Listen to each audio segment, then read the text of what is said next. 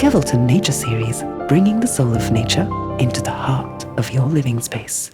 The Global Entrepreneurship Week 2025, themed Together We Build, was inaugurated at the Temple Trees premises yesterday. The inauguration ceremony was presided over by Prime Minister Dr. Harini Amarasuriya and was also attended by the Deputy Minister of Digital Economy, Eranga Veeraratne. An entrepreneur is someone that sees possibilities where others see problems. They don't just build businesses, they build communities, they uplift families and transform nations. We must expand this even in the next year with collaboration with all the other relevant line ministries to make it much broader and also to provide better opportunities for all the entrepreneurs in Sri Lanka. This is the time that this country is in the right path to create the best talent pool in the country, and where we see good opportunities around the world to attract FDIs and investments. Globally, entrepreneurship is recognized not only as a business activity but as a key driver of economic transformation. Every innovative idea contributes, we think, to a broader narrative that Sri Lankans can compete and succeed on the world stage.